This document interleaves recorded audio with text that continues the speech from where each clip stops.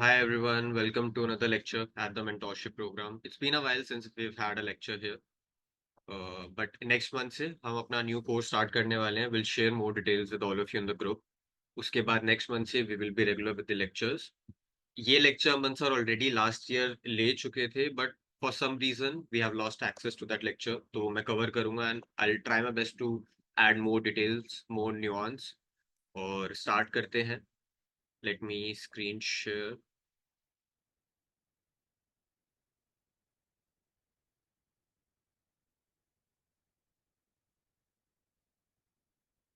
Okay. Please let me know if you can see the screen and if I'm audible or not.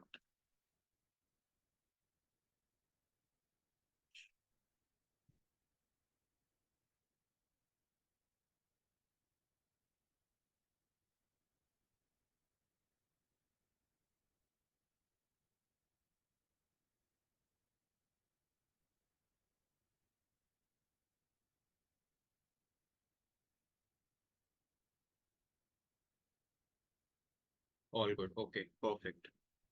तो आज का हमारा lecture nutrition for hypertrophy इस topic के ऊपर होने वाला है. So I try my best to make sure कि हम जितनी nutrition related, stress management related, जितनी भी रिकवरी स्ट्रैटेजीज हैं वो सब कवर करें. And the goal with this lecture is to help you understand कि कैसे हम अपने हाइपरट्रॉफी को, मसल बिल्डिंग को ऑप्टिमाइज कर सकते हैं. सो यहाँ पे हम वो चीजें भी कवर करेंगे जो आपको सिर्फ 5 से 10% हेल्प कर सकती हैं अगर आप चेंजेस करेंगे. बट क्योंकि हम यहाँ पे ऑप्टिमाइजेशन की बात कर रहे हैं, वो सारी चीजें बहुत इंपॉर्टेंट है. Just give me a second.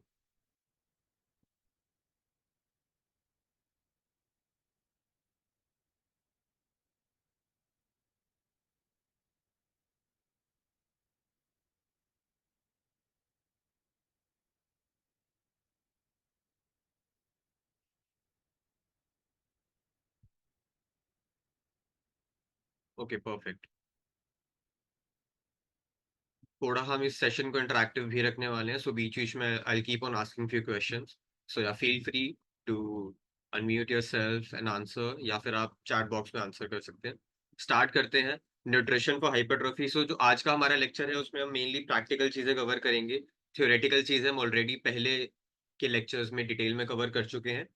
But आज it will be all about practicality, कि कितना प्रोटीन कंज्यूम करना है, कितने फैट्स, कितने कार्ब्स, कैसे ऑप्टिमली हाइपरट्रोफी को हम ऑप्टिमाइज कर सकते हैं, कौन सी प्रैक्टिसेस हैं जो हम यूज कर सकते हैं. तो मेनली प्रैक्टिकल चीजों की हम आज बात करने वाले हैं. सबसे पहले स्टार्ट करते हैं विद द मैक्रोन्यूट्रिएंट्स. इस लेक्चर के कोई नोट्स नहीं है. जस्ट यहाँ पे मैं बात करने वाला हूँ. कोई नोट्स, पर्टिकुलर नोट्स, कोई पीडीएफ नहीं होगी. If you want I can share this document in the group. That is something I can do, but इस लेक्चर के कोई नोट्स नहीं है. You can prepare your notes if you want. So yeah start करते हैं सबसे पहले protein के साथ. Number one question: how much protein should you consume on a daily basis. हम ये चीज पहले डिटेल में कवर कर चुके हैं. According to me and according to most research, anywhere between 1.2 to 1.8 grams per kg of lean body mass. That's the optimal range. Example से हम इस चीज को समझते हैं. लेट्स जस्ट से किसी का बॉडी वेट 70 kgs है और उनका 20%, they are carrying 20% body fat. और let's just say 25% to simplify everything. So 25% of 70 will be 17.5 kgs. So you just basically have to eliminate, subtract 17.5 kgs from 70 kgs. तो हमारे पास बचेगा 52.5. अब जो 52.5 आया है, ये लीन बॉडी मास है. मतलब ये आपके बोन्स का वेट है, आपके मसल का वेट है, आपके टिश्यूज का, ऑर्गन्स का, इन सब का ये वेट है. जो 17.5 kgs है, that's the amount of body body fat that you are carrying. अब वो अगर 20% होगा तो डिफर करेगा, 15% होगा तो डिफर करेगा. यहाँ पे हम एक एग्जाम्पल लेके समझ रहे हैं. किसी का बॉडी वेट 70 kgs है, उनकी बॉडी फैट परसेंटेज 25% है. तो जो उनका फैट फ्री मास है, जो लीन बॉडी मास हुआ, that will come out to be 52.5 kgs. अब उस 52.5 kgs के बेसिस पे आपको प्रोटीन रिक्वायरमेंट्स निकालनी है, ना कि 70 kgs के बेसिस पे. तो अगर हम 1.2 से 1.8 की रेंज ले रहे हैं, so it will be anywhere between 52, 65, 65 to 100 ish grams. सो 65 से 90 ग्राम्स के बीच में एक ऑप्टिमल रेंज होगी. अब ये सबके लिए एज ए सेट डिफर करेगा, किसी का बॉडी वेट ज्यादा है, उनकी बॉडी फैट परसेंटेज ज्यादा है, तो उनके लिए प्रोटीन रिक्वायरमेंट्स डिफरेंट होंगी। किसी का बॉडी वेट कम है, बॉडी फैट परसेंटेज कम है, उनके लिए प्रोटीन रिक्वायरमेंट डिफरेंट होगी। बट क्योंकि हम आज प्रैक्टिकलिटी की बात करने वाले हैं, तो एक एग्जाम्पल लेके चलते हैं। लेट्स जस्ट से आपकी daily protein requirement is 80 grams, आपको डेली 80 ग्राम्स प्रोटीन कंज्यूम करना है।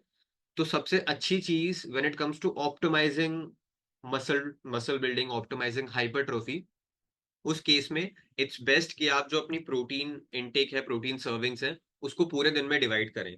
फॉर एग्जाम्पल, अगर आप 4 मील डेली कंज्यूम करते हैं, you are having lunch, you are having breakfast, you are having lunch, dinner, और एक बीच में एक मील होता है, be it your post workout meal या एक नॉर्मल स्नैक होता है। अगर आप डेली 4 मील्स कंज्यूम कर रहे हैं, आपकी डेली प्रोटीन रिक्वायरमेंट 80 ग्राम्स है, तो इट्स बेस्ट कि आप हर मील में same amount of protein consume करें, उसे डिवाइड करें। सो 20 से 30 ग्राम हर मील में। रिसर्च में भी ये देखा गया है, मसल प्रोटीन सिंथेसिस को ऑप्टिमाइज करने के लिए दो चीजें होती हैं, muscle protein synthesis and muscle protein breakdown. इसके बारे में अभी थोड़ा और डिटेल में बात करेंगे। बट मसल प्रोटीन सिंथेसिस को ऑप्टिमाइज करने के लिए you need anywhere between 20 to 30 grams of protein every meal. And more than the amount of protein you are consuming, it's the amount of leucine. तो leucine एक amino acid है, 9 essential amino acids होते हैं। leucine is part of that list, एक essential amino acid है। सारे essential amino acids important है आपके लिए। मसल प्रोटीन सिंथेसिस को किक स्टार्ट करने के लिए mainly leucine, isoleucine and valine, ये 3 अमीनो एसिड्स हैं जो सबसे ज्यादा हेल्प करते हैं। बट इनमें भी ल्यूसीन है जो सबसे बड़ा रोल प्ले करता है। बट इट्स नॉट लाइक कि आप सेपरेटली ल्यूसीन सप्लीमेंट कंज्यूम करेंगे तो आपको हेल्प मिलेगी। ल्यूसीन भी तब आपको हेल्प करेगा जब आप बाकी एसेंशियल अमीनो एसिड्स भी साथ में कंज्यूम कर रहे हैं। तो आपको 20 से 30 ग्राम प्रोटीन हर मील में, हर सर्विंग में लेना है। बट ये भी मेक श्योर करना है कि आप हर मील में 2 से 4 ग्राम ऑफ ल्यूसीन कंज्यूम कर रहे हैं। For example, if you are having 1 scoop of whey, you are getting let's just say 25 grams of protein from that 1 scoop of way.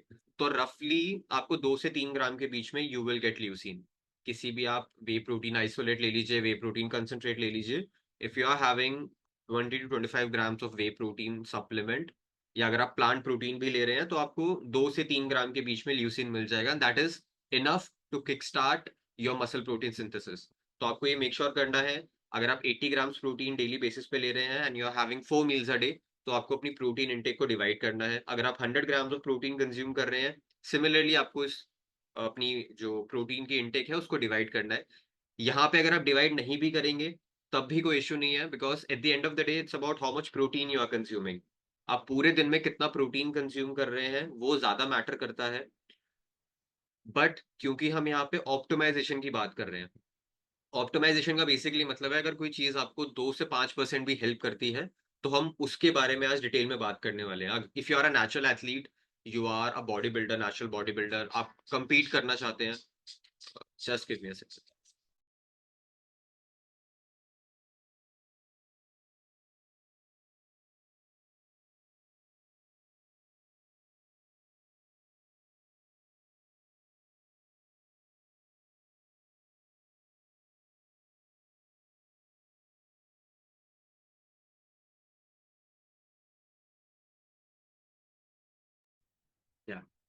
So if you are a natural competitor, अगर आप एक natural body builder हैं, आप compete करते हैं, तो 1% चीजें भी बहुत ज्यादा मैटर करेंगे आपके केस में। तो अगर हम यहाँ ऑप्टिमाइजेशन की बात कर रहे हैं, तो कोई भी चीज जो 2 से 5%, इनफैक्ट 10% भी डिफरेंस अगर लाती है आपकी लाइफस्टाइल में, आपके मसल बिल्डिंग प्रोसेस में, तो आपको वो चीज चूज करनी है।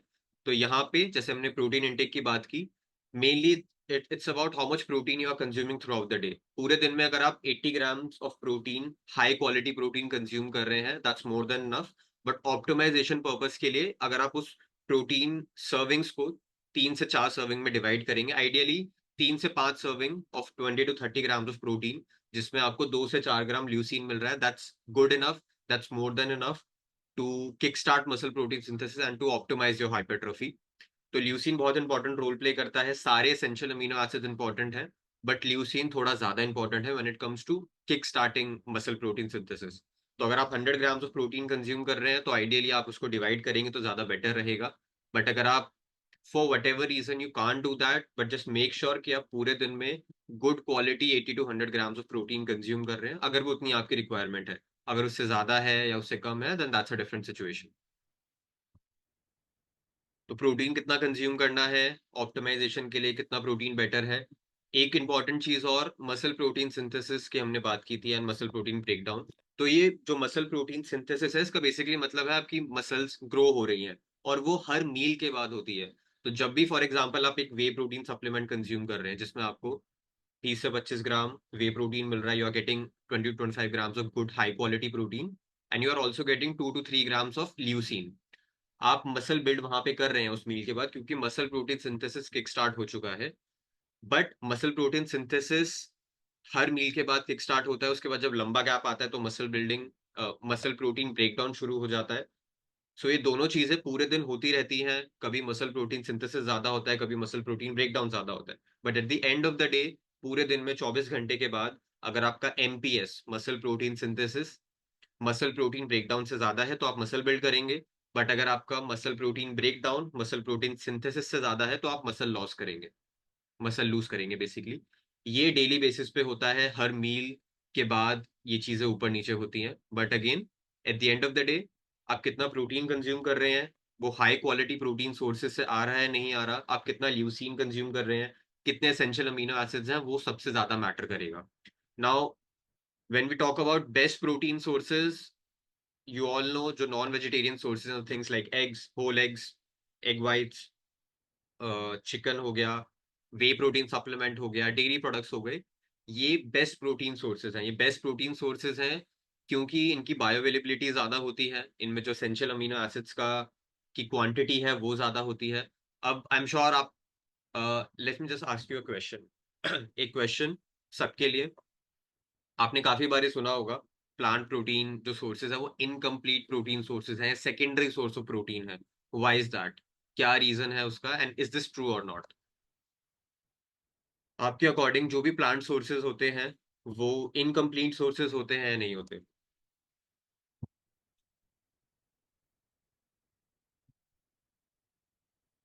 Yeah, could I answer them? Yes ma'am, sure. Yeah, अगर yeah, it is incomplete. I think leucine missing होता है, but if the person, if whatever the client is anyways allergic to all the milk and milk product, then rather than not having, I feel it's okay to have a plant protein because not having is always better than having whatever the source is. Right, got it, thank you so much for that. But there is a myth with this, जैसे chat box में भी काफी लोग incomplete amino profile. So incomplete amino profile का basically मतलब है कि essential amino acids missing है, बट दैट्स नॉट ट्रू। जो प्लांट सोर्सेज होते हैं, हर प्लांट सोर्स, कोई भी आप प्लांट सोर्स ले लीजिए, आप दाल ले लीजिए, आप राइस ले लीजिए, आप सोय प्रोडक्ट्स ले लीजिए, डेयरी प्रोडक्ट्स ले लीजिए, which is not exactly plant source, plant source of protein.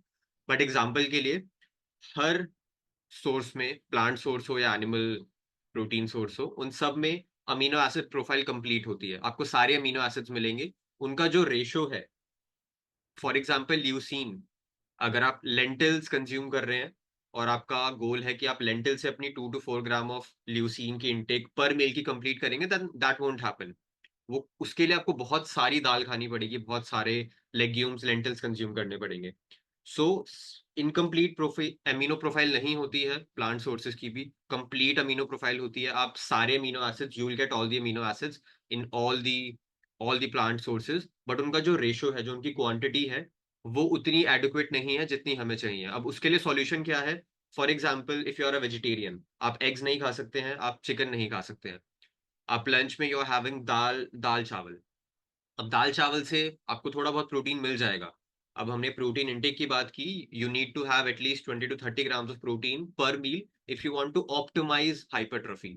अगर ऑप्टिमाइजेशन की बात करें तो 20 से 30 ग्राम प्रोटीन अगर आप कंज्यूम कर रहे हैं। बट अगर हम खाली प्लांट सोर्सेज से वो चीज ले रहे हैं, फॉर एग्जाम्पल आप दाल चावल पे रिलाई कर रहे हैं अपनी ल्यूसिन इंटेक पूरी करने के लिए, वो नहीं हो पाएगा। तो उसके लिए it's better that you pair up dal chawal with a whey protein supplement. आप एक वे प्रोटीन सप्लीमेंट साथ में लीजिए। अब तीनों जब कंबाइन हो जाएंगे, you'll get all the essential amino acids, you'll get all the non-essential amino acids, and you'll also get high quality source of protein। तो आपकी 20 to 30 grams of protein intake भी कंप्लीट हो गई, और जो 2 से 4 ग्राम का ल्यूसीन थ्रेशोल्ड आपको हिट करना था along with other essential amino acids, वो भी हिट हो जाएगा। बट अगर आप कह रहे हैं कि मैं वे प्रोटीन भी नहीं लूंगा, मुझे एग्स भी नहीं कंज्यूम करने, चिकन भी कंज्यूम नहीं करना है, प्लांट प्रोटीन भी कंज्यूम नहीं करना है, मैं वेजिटेरियन हूँ प्रॉपर, लैक्टोस इंटॉलरेंट भी हूँ, तो मैं कैसे मसल ट्रोफी हाइपरट्रोफी को, मसल बिल्डिंग को ऑप्टिमाइज कर पाऊंगा? Then that will almost be impossible for you. You will have to rely on soy products, tofu हो गया, ये सब चीजें हो गई। बट अगेन उनके साथ भी इशू ये आता है कि ल्यूसीन कंटेंट इनफ नहीं होगा वहां पे। तो अगर आप एक वेजिटेरियन है, यहाँ पे हम ऑप्टिमाइजेशन की बात कर रहे हैं, that's very important to understand. Optimization का मतलब कि अगर 5% भी कोई चीज़ आपको हेल्प कर सकती हैं ज़्यादा मसल बिल्ड करने में या बेटर रिकवरी में, तो आपको वो चीज़ें चूज करनी है।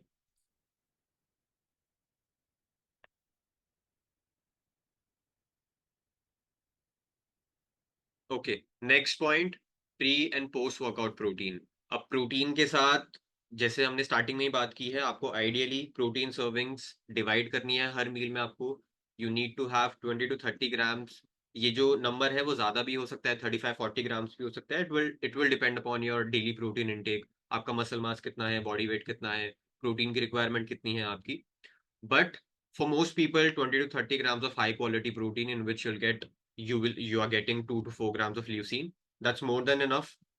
Pre and post workout protein दोनों मील में बहुत इंपॉर्टेंट है। फॉर एग्जाम्पल, आप 4 मील्स कंज्यूम करते हैं, मील वन मॉर्निंग में, मील टू आफ्टरनून में, meal three that is your post workout meal. जो मील टू है वो आपका प्री वर्कआउट मील है। आप इवनिंग में, शाम को अराउंड 5 or 6 आप ट्रेन करने जाते हैं, एंड देन आप प्री वर्कआउट ले रहे हैं, which will sorry post workout meal ले रहे हैं, which will be your meal 3, and then you're having your dinner which will be your meal 4।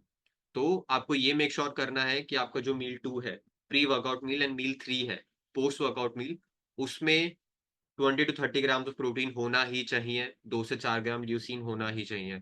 मील 1 और मील 4 में थोड़ा बहुत ऊपर नीचे होगा तब भी चलेगा, बट ऑप्टिमाइजेशन के लिए pre and post workout protein बहुत इंपॉर्टेंट है। सोर्सेज भी मैटर करते हैं, जैसे हम ल्यूसीन की यहाँ बात कर रहे हैं, सो वे प्रोटीन सप्लीमेंट, एग्स हो गए, चिकन हो गया, ये सारी चीजें बहुत ज्यादा मैटर करती हैं।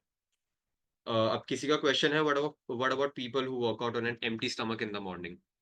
अगर आप सुबह खाली पेट वर्कआउट कर रहे हैं, अभी हम पहले यहाँ पे प्रोटीन की बात करेंगे, उसके बाद कार्ब्स एंड फैट्स में भी ये चीज हम डिस्कस करेंगे। अगर कोई एम्प्टी स्टमक वर्कआउट कर रहा है, तो उनकी कार्ब इनटेक, कार्ब टाइमिंग क्या होनी चाहिए, फैट इनटेक, फैट्स की टाइमिंग क्या होनी चाहिए। अभी let's just talk about protein for now.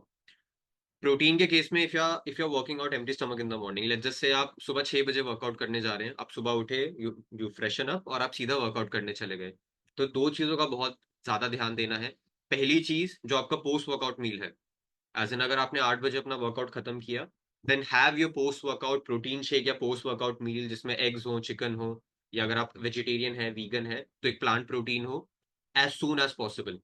Workout खत्म होते ही जितना जल्दी आप वो चीज कंज्यूम करेंगे उतना ज्यादा बेटर है, उतना जल्दी आप मसल प्रोटीन सिंथेसिस को किक स्टार्ट कर पाएंगे। अगर आप एम्प्टी स्टमक वर्कआउट कर रहे हैं, your post workout meal is very very important, so have it as as early as possible. जितना जल्दी वर्कआउट फिनिश होते ही आप अपना मील ले सकते हैं, सप्लीमेंट हो गया, एग्स हो गए, चिकन हो गए, whatever that meal is, वो जल्दी से जल्दी कंज्यूम करना है। एंड जो आपका प्री वर्कआउट मील है, सो इन दिस केस कोई एग्जैक्टली प्री वर्कआउट मील नहीं है, क्योंकि आप सुबह उठते ही 6 बजे जा रहे हैं, बट जो आपका डिनर था, जो आपने पिछले दिन रात को 8 बजे, 9 बजे, 10 बजे डिनर किया है, उसमें मेक श्योर कि आप डिनर में good amount of protein consume कर रहे हैं। वहां पे बहुत इंपॉर्टेंट है कि आप एक हाई प्रोटीन और moderate to high protein meal dinner में कंज्यूम कर रहे हैं, then you are doing an empty stomach workout. उसके बाद जो पोस्ट वर्कआउट आपका मील होगा या पोस्ट वर्कआउट प्रोटीन शेक होगा, वो जितना जल्दी आप ले सकते हैं, आपको उतना जल्दी वो कंज्यूम करना है। और अगर आप एक एथलीट है, एक आप compete करते हैं, you are a natural athlete, उस केस में you can also have EAA, so essential amino acids. आप इंट्रा वर्कआउट में, वर्कआउट के टाइम पे EAAs भी ले सकते हैं। यहाँ पे इट्स अबाउट BCAAs और EAAs दोनों में। आपने काफी लोगों ने देखा होगा जिम में लोग BCAA कंज्यूम करते हैं। BCAA में आपको 3 अमीनो एसिड मिलते हैं, leucine, isoleucine and valine. Essential amino acids में आपको सारे एसेंशियल अमीनो एसिड्स मिलते हैं। So if you want to have something in intra workout, अगर आप एम्प्टी स्टमक वर्कआउट कर रहे हैं, then go with EAAs, essential amino acids, instead of BCAAs, branch chain of amino acids. उससे better है आप EAAs कंज्यूम करें। सबसे बेटर है कि आप वे प्रोटीन सप्लीमेंट कंज्यूम करके चले जाएं। You can have half a scoop of way and half a scoop of EAAs in intra workout, that is something you can do. और उसके बाद पोस्ट वर्कआउट में जितना जल्दी आप प्रोटीन ले सकते हैं उतना बेटर रहेगा। बट BCAA का यहाँ पे कोई रोल नहीं है। If you have the money to buy a BCAA supplement, then instead of a BCAA supplement, purchase an essential amino acid supplement, जिसमें एटलीस्ट आपको सारे एसेंशियल अमीनो एसिड्स मिल रहे हैं। I have proteins. Okay, you can have proteins, but it's about the amount of protein you are getting. कितना protein मिल रहा है आपको उसमें से, आपको कितना ल्यूसीन मिल रहा है। 2 से 4 ग्राम ल्यूसीन आपको ये मेक श्योर करना है कि एटलीस्ट आपके पोस्ट वर्कआउट मील में आप 2 से 4 ग्राम ल्यूसीन कंज्यूम कर रहे हैं। अगर आप एम्प्टी स्टमक वर्कआउट कर रहे हैं तो वो सप्लीमेंट आप जितनी जल्दी कंज्यूम करेंगे उतना बेटर है। अगर आप एम्प्टी स्टमक वर्कआउट नहीं करते, आप शाम को वर्कआउट करते हैं, तो अगर आप हाफ एन आवर का गैप भी लेंगे तब भी चलेगा। बट इट्स बेटर कि आप वो मील जितना जल्दी कंज्यूम करेंगे उतना बेटर रहेगा। अब अगेन ऑप्टिमाइजेशन की बात है, तो अगर 1% बेनिफिट भी आपको कोई मील 10 मिनट पहले कंज्यूम करने से हो रहा है, then you have to try that out. So this was about protein sources की हमने बात की है। Any questions related to this first part? कोई क्वेश्चन हो प्रोटीन रिलेटेड, कितना प्रोटीन कंज्यूम करना है, best sources, etcetera etcetera, protein timings. वैसे हम ये सब थ्योरेटिकली कवर कर चुके हैं।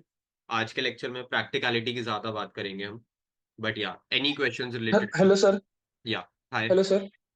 हेलो। लेट्स सपोज किसी का प्रोटीन इंटेक गोल हमने 100 ग्राम रख दिया या है एंड हमारा मेन टारगेट क्या होना चाहिए कि 100 ग्राम 100% प्रोटीन उसका टॉप क्वालिटी से आया है। किसी केसेस में मोस्टली वेजिटेरियन में नहीं होता कि सब लोग वे भी ले लेते हैं, तो 2 स्कूप नहीं लूंगा, फिर हमको पनीर भी देखना है, तो कुछ केसेस में थोड़ी सी इनकम्प्लीट नहीं, बट जो हम प्रायोरिटाइज करते हैं एग्स वे या प्रोटीन जो कि बहुत अच्छे सोर्सेस है, चिकन, तो एट द एंड हमको सिर्फ गोल मैटर करना चाहिए कि ये कंप्लीट हो जाए, कि टॉप क्वालिटी सोर्सेस से ही कंप्लीट हो जाए। देखो, जैसे हमने डिस्कस किया, आपको हर सोर्स से सारे एसेंशियल अमीनो एसिड्स मिल रहे हैं और नॉन एसेंशियल हाँ अमीनो एसिड्स मिल रहे हैं, but it's about the quantity. कि अगर आप दाल से अपनी प्रोटीन इंटेक पूरी करेंगे, तो आप 100 ग्राम अगर दाल कंज्यूम कर रहे हैं, वो कुक होने के बाद जितनी भी बनती है, अभी वो पॉइंट नहीं है। अगर आप 100 ग्राम दाल डेली कंज्यूम कर रहे हैं तो आपको 20 से 25 ग्राम प्रोटीन मिलेगा। But it's about the amount of leucine you are getting. आपको कितना ल्यूसीन मिल रहा है, not enough to kick start muscle protein synthesis. तो उस केस में अगर कोई 100 ग्राम ऑफ प्रोटीन कंज्यूम कर रहा है, तो आप ये मेक श्योर कीजिए कि आप at least 60 to 70 grams high quality sources से ले रहे हैं। यानी कि जो ल्यूसीन का कंटेंट है हर मील में, अगर 2 से 4 की लिमिट है, if the range is between 2 to 4 grams of leucine पर मील, अगर आप 2-2.5 ग्राम्स तक भी हिट कर पा रहे हैं, वो भी इनफ रहेगा। Specially for a normal client. By normal I mean अगर कोई compete नहीं करता है, किसी का गोल है कि बस मुझे थोड़ा फैट लॉस करना है, थोड़ा मसल बिल्ड करना है, फिट रहना है, जिम में जाना है, अपनी हेल्थ को ऑप्टिमाइज करना है, उस केस में 2 से 2.5 ग्राम ऑफ ल्यूसीन भी इनफ होगा। बट अगर कोई एथलीट है, कोई वेजिटेरियन एथलीट है जिन्हें नेशनल कॉम्पिटिशन्स में compete करना है, उनके लिए 3 ग्राम से ऊपर अगर वो ल्यूसीन हिट करेंगे हर मील में तो ज्यादा बेटर रहेगा। बट अगर आपके केस में मैं एक एज्यूम कर रहा हूँ, you are asking for a normal individual जो compete नहीं करते हैं, अगर वो 100 ग्राम हाँ, प्रोटीन नॉर्मल कंज्यूम इंडिविजुअल। कर रहे हैं तो 60 से 70 ग्राम अच्छे सोर्सेज से होगा, तो उनके लिए अच्छा रहेगा। बट पहला क्वेश्चन है कि क्या उनको 100 ग्राम प्रोटीन की रिक्वायरमेंट है? That should be your first question. For most people नहीं, इट मैं हाइपोथेटिकल सिचुएशन या में बोला हाँ, मैंने वो। वही मतलब एग्जाम्पल। अगर 100 ग्राम सही में किसी की रिक्वायरमेंट है, तो अगर आप 60 to 70 ग्राम्स भी हाई क्वालिटी प्रोटीन कंज्यूम कर रहे हैं, बाकी का 30-35 ग्राम्स दाल से आ रहा है या दूसरे प्लांट सोर्सेज से आ रहा है, वो भी चलेगा, उसमें कोई इश्यू नहीं है। That person will still okay be sir, able thank you to so much. Build a lot of muscle, अगर वो अच्छे से ट्रेन भी कर रहे हैं, और जो बाकी प्रोटीन के फंक्शंस है, हार्मोनल हेल्थ हो गई, स्किन हेल्थ हो गई, हेयर हेल्थ हो गई, वो सारे फंक्शन अच्छे से हो पाएंगे। ठीक है सर, समझ गया, थैंक यू। वेज लोगों के लिए वे छोड़ के क्या बेटर है फिर, जिनका भी अच्छा हो? देखो, अगर आप वेजिटेरियन हो, आप एग्स नहीं खा सकते, आप चिकन तो ऑब्वियसली नहीं खा सकते हो, आपको फिर डेयरी प्रोडक्ट्स पे रिलाई करना पड़ेगा। अगर आपको वे भी नहीं लेना है, आप प्लांट प्रोटीन ले सकते हो। प्लांट प्रोटीन भी नहीं लेना है, खाली डेयरी लेना है, तो फिर आपके लिए बहुत इशू हो जाएगा। अगर कोई नॉर्मल इंडिविजुअल है कि ठीक है, थोड़ा फैट लॉस करना है, थोड़ा मसल बिल्ड करना है, उनके लिए भी बहुत डिफिकल्ट हो जाएगा अगर आप 40-50 grams of low quality protein consume कर रहे हो। क्योंकि प्रोटीन आपको सिर्फ मसल बिल्डिंग के लिए नहीं चाहिए, बहुत सारे उसके एसेंशियल फंक्शंस हैं आपकी बॉडी में, एसेंशियल अमीनो एसिड्स की रिक्वायरमेंट होती है। तो अगर आपके पास कोई क्लाइंट आ रहा है और बोल रहा है कि मुझे ना वे प्रोटीन सप्लीमेंट कंज्यूम करना, प्लांट प्रोटीन भी नहीं लेना, डेयरी भी डाइजेस्ट नहीं होती है अच्छे से, आपके पास कोई ऑप्शन नहीं है। जेन्युइनली आपके पास कोई ऑप्शन नहीं है। एज अ कोच आपका पहला गोल होना चाहिए कि आप जितनी चीजें ऑप्टिमाइज कर सकते हैं, जितना अच्छा उनका प्लान क्रिएट कर सकते हैं, व्हाइल मेकिंग श्योर कि उनको सारी चीजें इनफ क्वांटिटी में मिल रही हैं, चाहे मिनिमम थ्रेशोल्ड आप हिट करें, that should be your goal. Best plant protein available in market. Univade's plant protein is very good. You can try out Univade. The quality is really good. किसी का कोई question है? ये questions मैं बाद में बेंड करता हूँ, एक बार पहले जो मेन टॉपिक्स है वो हम कवर करते हैं, वरना फिर लेक्चर एंड हो जाएगा and will have to start it off again. Okay, carbs एक बार स्टार्ट करते हैं। सो डेली कितने कार्ब्स कंज्यूम करने हैं? पहले के लेक्चर्स में अगेन हम ये चीज डिटेल में कवर कर चुके हैं। कार्ब इनटेक आपकी डिपेंड करेगी आपके फिजिकल एक्टिविटी लेवल्स पे फॉर द मोस्ट पार्ट। आप जितने ज्यादा फिजिकली एक्टिव हैं, उतनी आपकी कार्ब्स की इनटेक, कार्ब्स की रिक्वायरमेंट बढ़ जाएगी। But sweet spot is anyway between 150 to 300 grams, as in for most people 150 से 300 ग्राम ऑफ कार्ब्स। 300 से ज्यादा अगर आप बहुत ज्यादा फिजिकली एक्टिव है या बहुत ज्यादा कैलोरीज कंज्यूम करते हैं, आपका बॉडी वेट ज्यादा है, मसल मास बहुत ज्यादा है, अगर आप बहुत ज्यादा कैलोरीज कंज्यूम कर रहे हैं तो 300 से ज्यादा आप कंज्यूम कर सकते हैं। 150 से कम अगर आपको कोई मेडिकल कंडीशन है, फॉर एग्जांपल पीसीओएस के केस में, डायबिटीज के केस में 150 से कम काफी बार रेकमेंड किया जाता है। बट वो अलग सिचुएशन है, उसके बारे में हम बात नहीं कर रहे हैं। हम यहाँ पे मसल बिल्डिंग को कैसे ऑप्टिमाइज करना है उस सिचुएशन की बात कर रहे हैं। तो मेनली कार्ब्स के केसेस में let's just talk straight about pre and post workout carbs. Post workout, pre workout में कितने कार्ब्स लेने हैं, यहाँ दो एग्जांपल लेंगे। पहला एग्जांपल, अगर आप मॉर्निंग में वर्कआउट कर रहे हैं, एज इन आप एम्प्टी स्टमक वर्कआउट कर रहे हैं, प्रोटीन के केस में हमने समझा था as soon as you finish your workout आपको प्रोटीन इमीडिएटली कंज्यूम करना है, चाहे वो एक सप्लीमेंट फॉर्म में हो, चाहे होल फूड के फॉर्म में हो।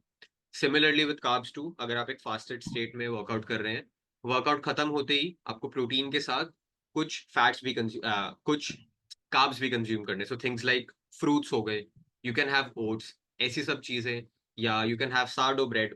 बेसिकली वो चीजें जो आपके गट पे लाइट रहेंगी, आपको कॉन्स्टिपेटेड, आपको ब्लोटेड, ये ऐसी सिचुएशन नहीं होनी चाहिए with carbs.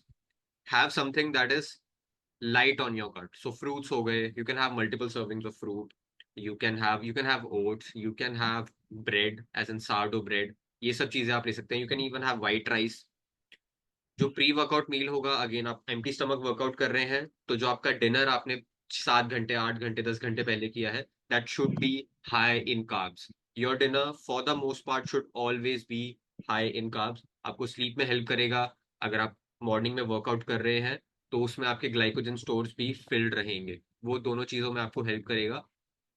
Another important thing, अगर आप इवनिंग में वर्कआउट कर रहे हैं, फॉर एग्जाम्पल आप 5 बजे, 6 बजे जिम जाते हैं, आपने 2 या 3 बजे you had your second meal, you had your pre workout meal, and then you are going to have your post workout meal, meal 3 at around 7 और 8। उस केस में मेक श्योर जो आपका प्री वर्कआउट मील है, उसमें प्री वर्कआउट मील में कभी भी, irrespective of whether you are training in the morning, you are training at 12, you are training at 5, और you are training at 10 in the evening, pre workout meal में कभी भी ऐसे कार्ब सोर्सेज नहीं रखने हैं जिनमें फाइबर का कंटेंट बहुत ज्यादा है। So things like salads, salads consume नहीं करना है। दाल हो गई, लेंटिल्स हो गए, लेग्यूम्स हो गई, ऐसी चीजें जिनमें फाइबर का कंटेंट बहुत ज्यादा होता है। फाइबर क्यों कंज्यूम नहीं करना है? You will feel very heavy, आप बहुत ज्यादा फुल फील करेंगे, आप ब्लोटेड फील कर सकते हैं, आप गैसी फील कर सकते हैं। Fibre it's good for your health, but उसकी टाइमिंग भी बहुत मैटर करती है। आप ये नहीं चाहते हैं कि आप 5 बजे वर्कआउट करने, 5 बजे आप वर्कआउट करेंगे, 3-3:30 पे you had your pre workout meal, you had dal chawal, example ले लेते हैं, you had dal and rice, साथ में you had a whey protein, या फिर यू हैड कर्ड, एग्स, कुछ भी। बट आपने दाल ली काफी सारी, आपने काफी सारे राइस लिए, rice is very light on the gut, rice से इशू नहीं आएगा, बट दाल से बहुत ज्यादा इशू आएगा। साथ में आपने सैलेड भी कंज्यूम किया, you had green leafy vegetables या कोई और फॉर्म ऑफ सैलेड, और ज्यादा फाइबर आया, और ज्यादा गैस क्रिएट हुई, और ज्यादा ब्लोटिंग वाली सेंसेशन आपको फील हुई।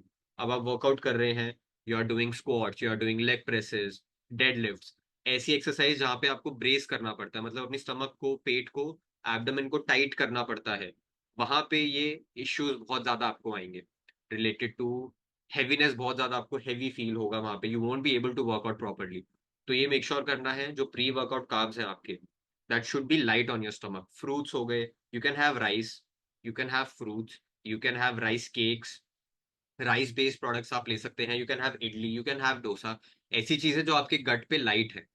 बट अगेन मेक श्योर, अगर आप एक बड़ा हैवी मील लेने वाले हैं जिसमें फॉर एग्जांपल आप डोसा ले रहे हैं, इडली ले रहे हैं, या आप राइस लेने वाले हैं, साथ में चिकन लेने वाले हैं, तो 1.5 से 2 घंटे का गैप रखना है वर्कआउट से पहले, क्योंकि इमीडिएटली ये सब कंज्यूम करके आपको हाफ एन आवर में जाके वर्कआउट शुरू नहीं करना है, because you'll still won't be able to digest it properly, और आप हैवी फील करेंगे।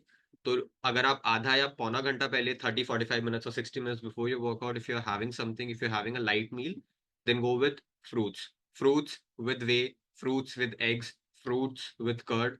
It's as simple as that, nothing fancy, कुछ हैवी कंज्यूम नहीं करना जिसमें ज्यादा फाइबर हो।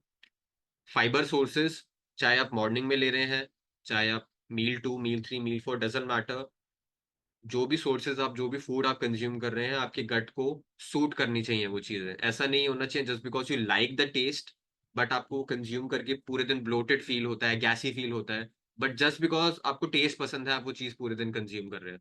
That shouldn't be the case with you. Best carb source, जैसे भी मैंने बताया, राइस, राइस हो गए, पटेटोज हो गए, ओट्स हो गया, सार्डो ब्रेड, फ्रूट्स, ये सारी चीजें हैं। ये हम प्रीवियस लेक्चर्स में डिटेल में वैसे कवर कर चुके हैं।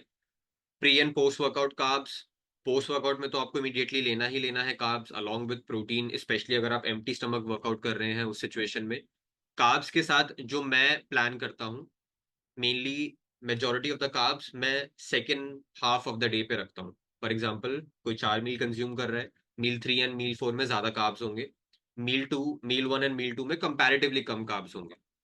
बट अगर कोई एम्प्टी स्टमक वर्कआउट कर रहा है तो मील 1 में मैं थोड़े मॉडरेट कार्ब्स ऐड करता हूँ, मील 2 लाइट होगा, मील 3 मॉडरेट होगा, एंड मील 4 हैवी होगा। That is something I like to do.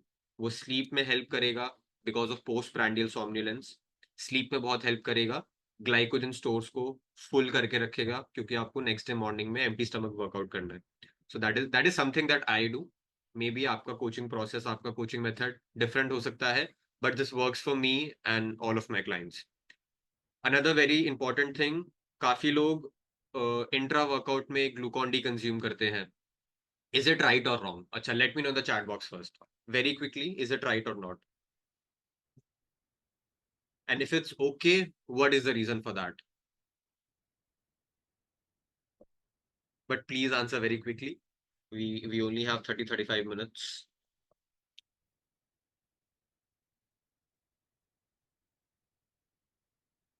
Not necessary. It's okay. Not required, I think. Okay, Tushar. आपने बोला it's okay. Why is it okay? As in, आपको क्या लगता है? What is the reason for that? Glucon D consume कर रहे हैं. Why is it okay?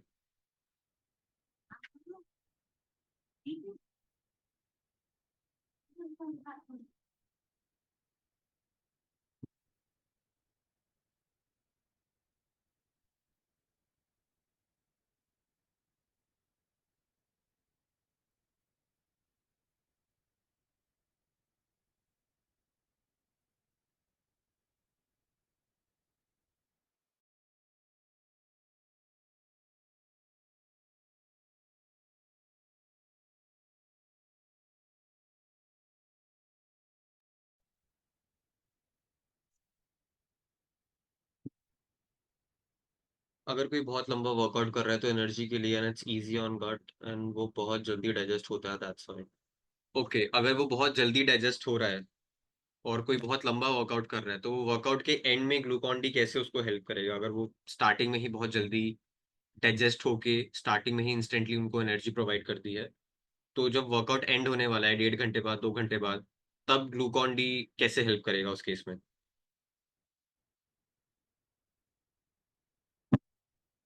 Instead of Glucon D, it's better to have electrolytes.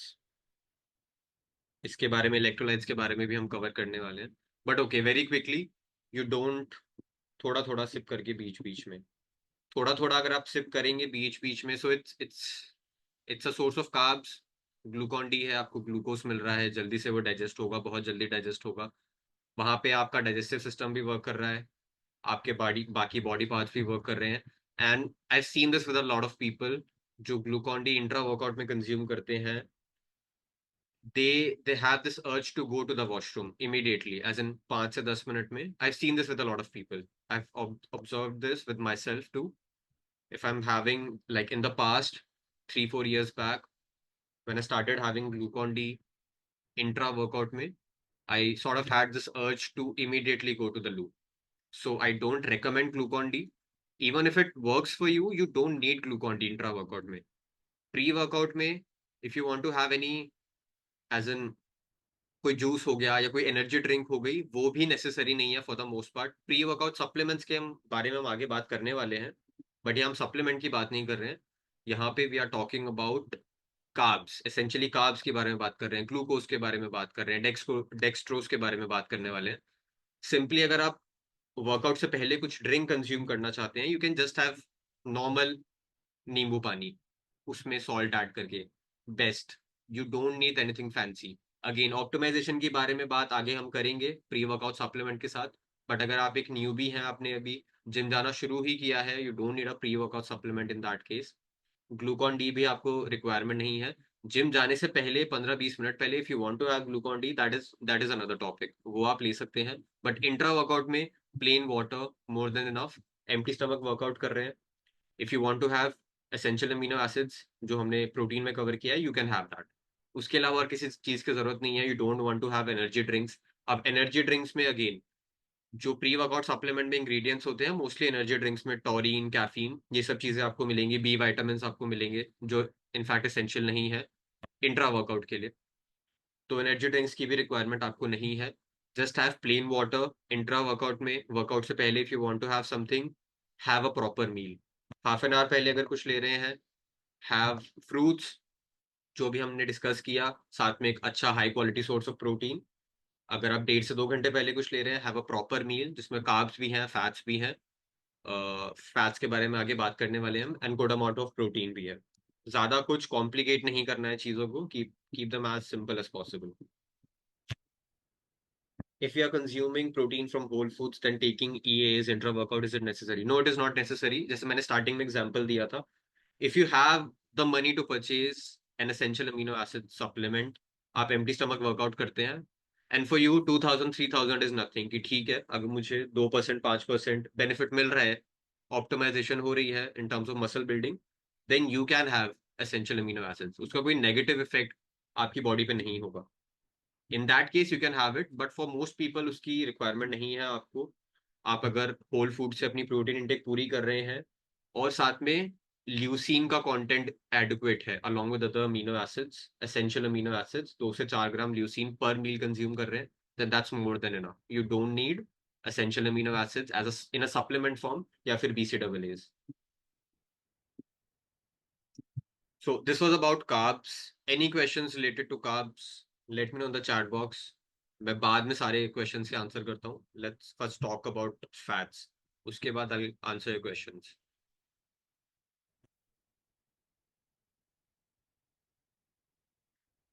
Okay, with fats, let's talk about fats. How much dietary fats for the day? Again, fats detail में हम cover कर चुके हैं previous lectures में. In my opinion, I like to keep fats as in minimum और maximum की हम बात करेंगे. अगर कोई मेल है उसके केस में I like to keep minimum 45-50 gram of fats. इससे कम मैं नहीं जाता हूँ. बहुत रेयर सिचुएशन होंगी जब किसी के कोलेस्ट्रॉल लेवल्स या हेल्थ मार्कर्स बहुत ज़्यादा खराब है, किसी डॉक्टर ने रेकमेंड किया है कि अभी थोड़े टाइम के लिए लो फैट डाइट पे या मॉडरेट फैट डाइट पे जाना है, बट वो डिफरेंट सिचुएशन है. हम यहाँ ऑप्टिमाइजेशन की बात कर रहे हैं, मसल बिल्डिंग. आप कैसे ज़्यादा से ज़्यादा मसल बिल्ड कर सकते हैं, एज एन न्यूट्रिशन आपको उस चीज़ में कैसे हेल्प कर सकता है. वहां पे you need fats, you need good quality sources of fats. आपको मिनिमम ट्राई करना है 50 ग्राम्स ऑफ फैट्स आप कंज्यूम कर रहे हैं. अगर आप मेल हैं, if you are a female, 40 grams, that should be a minimum. Maximum आप मेल के केस में यू कैन इवन हैव 90 और 100 ग्राम्स. बहुत रेयर होगा वो सिचुएशन, बट वो तभी मैक्सिमम है. फीमेल्स के केस में 80 grams is the maximum number. This is something I like to do. Fats के केस में प्री वर्कआउट में you don't want to have a lot of carbs, sorry, you don't want to have a lot of fats. Fats बहुत धीरे धीरे digest होंगे. जैसे हमने digestion की बात की, अगर आप 1.5 से 2 घंटे पहले कोई प्रॉपर मील ले रहे हैं, फॉर एग्जाम्पल आप चिकन एंड राइस ले रहे हैं, चिकन को प्रिपेयर करने में आपको ऑयल की रिक्वायरमेंट होगी, वहां पे आप फैट यूज कर सकते हैं। सेपरेटली बहुत ज्यादा फैट लेने की जरूरत नहीं है, as in 20-25 grams of fat एक सिंगल मील में प्री वर्कआउट में आप अवॉइड कीजिए। पोस्ट वर्कआउट में you can have fats, you can obviously you will have protein and carbs। Pre workout में मेक श्योर मेनली फैट का content थोड़ा comparatively कम हो, कार्ब्स का गुड क्वालिटी कार्ब्स होने चाहिए as an easy on the gut, and जो protein sources हैं वो हाई क्वालिटी प्रोटीन सोर्सेज जिसमें 2 से 4 ग्राम ऑफ ल्यूसीन मिल रहा है आपको। Fats best sources, cooking medium बहुत इंपॉर्टेंट रोल प्ले करता है यहाँ पे। सबके घर में ये एक कॉमन चीज है जो सबके घर में यूज होती है, कुकिंग ऑयल्स, कुकिंग मीडियम सबके घर में यूज होता है। अब वो डिफरेंट होते हैं ऑब्वियसली, किसी के घर में घी में खाना बनता है, किसी के घर में बटर में बनता है, किसी के घर में coconut oil, olive oil, mustard oil, etcetera etcetera. Fats, good quality fats अगर आप कंज्यूम करना चाहते हैं, go with olive oil. Olive oil में you get monounsaturated fatty acids in 60 to 70% is monounsaturated fatty acids जो ऑलिव ऑयल आप consume करेंगे। उसके अलावा you can have whole eggs, अगर आप एग्स कंज्यूम करते हैं। अब वो कितने होल एग्स कंज्यूम करने हैं, फैट की इंटेक कितनी होनी चाहिए, सैचुरेटेड फैट कितना कंज्यूम करना है, मूफा monounsaturated fatty acids, पूफा poly unsaturated fatty acids, ये सब डिपेंड करेगा। आपको कोई मेडिकल कंडीशन तो नहीं है, आपका जेंडर क्या है, आपकी हाइट कितनी है, आपका वेट कितना है, ये सब थ्योरेटिकली हम कवर कर चुके हैं। यहाँ पे अभी सिर्फ प्रैक्टिकलिटी की बात करेंगे। अगर आपने प्रीवियस लेक्चर्स नहीं देखे हैं जहाँ पे हमने ये चीज़ें कवर की हैं, तो इस लेक्चर के बाद मेक श्योर कि आप वो चीज़ें देखें।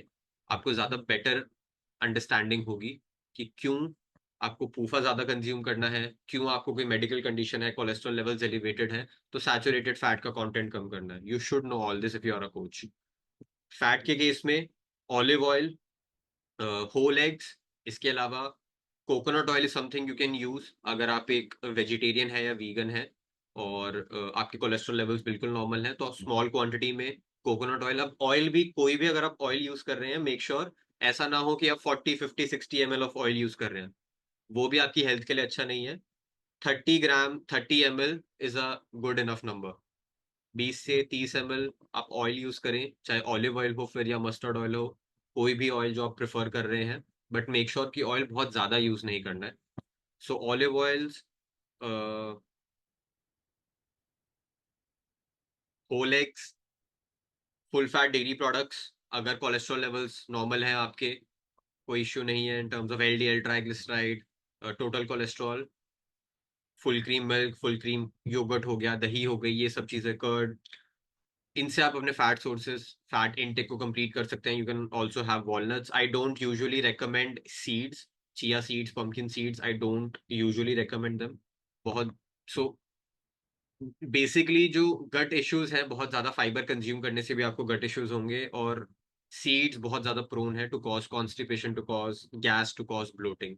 तो फॉर द मोस्ट पार्ट अगर ऐड भी करना है तो बहुत स्मॉल क्वांटिटी में मैं ऐड करता हूँ। इट्स नॉट लाइक कि डेली आप 10 grams 20 grams of chia seed भी ऐड कर रहे हैं, फिर पंपकिन सीड भी ऐड कर रहे हैं, साथ में आप नट्स भी, आलमंड्स भी कंज्यूम कर रहे हैं, वॉलनट्स भी ले रहे हैं, रेजन्स भी ले रहे हैं, वो बहुत ज्यादा हो जाएगा। यू डोंट नीड इतना सारा नट्स, इतना सारा सीड्स। तो सीड्स हमेशा मैं ट्राई करता हूँ लोअर एंड पे। With my coaching the goal is always to make sure कि gut health adequate, as in gut health optimise रहे। गट हेल्थ ऑप्टिमाइज होगी, आप ब्लोटेड फील नहीं करेंगे, you will be able to move better, you will be able to feel better, and that is very important. तो rather than seeds, walnuts मैं prefer करता हूँ add करना, रेजिन्स आप ऐड कर सकते हैं, फुल फैट डेयरी प्रोडक्ट्स हो गया, फुल फैट चीज हो गया, cheese is something you can add, whole eggs हो गए, ऑलिव ऑयल्स हो गए या कोई और ऑयल हो गया, उनसे मेनली आप फैट इनटेक पूरी करेंगे तो ज्यादा बेटर रहेगा। वेरी इंपॉर्टेंट, हाई फैट और लो फैट। यहाँ पे हाई फैट और लो फैट हम बात कर रहे हैं in the context of muscle building. तो एक स्टडी हुई थी, एक रैंडमाइज कंट्रोल ट्रायल था, उसमें 20% से लेस, फॉर एग्जाम्पल आप 2000 कैलोरीज डेली कंज्यूम कर रहे हैं, 2000 का 20% will be 400 calories. 400 divided by 9, 4 so 45 grams, 45 grams, 45 से कम ही है, 40 to 45 ग्राम्स ऑफ फैट्स। उस स्टडी में बेसिकली ये था कि जो आपकी टोटल कैलोरी इनटेक है, आप उसमें से बस 20% डाइटरी फैट से कंज्यूम कर रहे हैं, जो 80% बचा है वो कार्ब से है एंड प्रोटीन से है। तो 3 से 6 महीने के बाद ये देखा गया था, जो टेस्टोस्टेरोन लेवल्स है वो काफी कम हो गए थे। अगर आप 20 ग्राम या उससे कम फैट्स कंज्यूम कर रहे हैं, टेस्टोस्टेरोन लेवल कम होंगे, तो जो आप मसल बिल्डिंग ऑप्टिमाइज करने की हम बात कर रहे हैं वो ऑप्टिमाइज नहीं कर पाएंगे। टेस्टोस्टेरोन के आगे हम बात करने वाले हैं। But if the goal is to optimize muscle building, आपको एडुकेट अमाउंट में good quality sources of fats consume करने हैं। It's good for your hormonal health, it's good for your joint health and overall health as well. सारे organ के function के लिए, immune function के लिए डाइटरी फैट्स बहुत इंपॉर्टेंट है। चाहे वो ज्यादा कैलोरी आपको देंगे, 1 ग्राम फैट में आपको 9 कैलोरी मिलेगी, बट मेक श्योर करना है कि आप 40 से 50 ग्राम इससे कम ना जाए when it comes to fat consumption. और 60 to 80 is the sweet spot.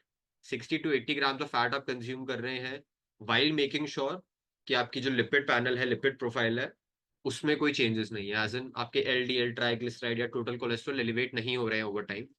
तो 60 to 80 is a good number for men. For females, 45 to 60, 65. That's a good enough number. In fact, 50, 55 भी good enough. That's good enough. But make sure करना है कि आप बहुत कम fats consume ना करें. That is something very important. Okay. Any questions related to dietary fats consumption? Can we supplement leucine in each meal 2 to 3 grams? Not not needed. This meeting will end in 10 minutes. Okay. We only have 10 minutes. Uske baad, I think I'll have to start the recording again. And I'm so sorry for this. I'll make sure next week se ye cheez na ho. We will sort this out. Yeah. Can we supplement leucine in each meal 2 to 5 grams? Not necessary, क्योंकि जैसे मैंने समझाया, हमने समझा, आपको खाली एक amino acid पे रिलाई नहीं करना है। ल्यूसीन एक असेंशियल अमीनो एसिड आपको मिलेगा ल्यूसीन सप्लीमेंट से। What about the other 8 essential amino acids? आपको वो नहीं मिल रहा है ल्यूसीन सप्लीमेंट से। तो अगर आप ल्यूसीन सप्लीमेंट परचेज करना चाहते हैं तो उससे बेटर है कि आप एक essential amino acid supplement purchase करें। बट उससे भी बेटर है कि आप एक वे प्रोटीन सप्लीमेंट कंज्यूम करें। उसमें अगर आप 2 स्कूप डेली के ले रहे हैं, that will be more than enough. उसके बाद आपको एक ल्यूसीन सप्लीमेंट ऐड करने की रिक्वायरमेंट नहीं आएगी। You can add essential amino acid supplement. वो भी उन केसेस में जब आप या तो एम्प्टी स्टमक वर्कआउट कर रहे हैं या आपको बहुत ज्यादा चीजें ऑप्टिमाइज करनी है, आप एक नेचुरल एथलीट है, नेचुरल बॉडी बिल्डर है, उन केसेस में। बट ल्यूसीन भी तब वर्क करता है जब बाकी एसेंशियल अमीनो एसिड उसके साथ होते हैं। ऐसा नहीं है कि आप खाली ल्यूसीन लेंगे और मसल प्रोटीन सिंथेसिस आपका ऑप्टिमाइज हो जाएगा। It will kick start muscle protein synthesis, but वो ऑप्टिमाइज नहीं होगा। सो इट्स बेटर कि आप सारे एसेंशियल अमीनो एसिड्स कंज्यूम कर रहे हैं। Any other questions before we move on to pre workout supplements?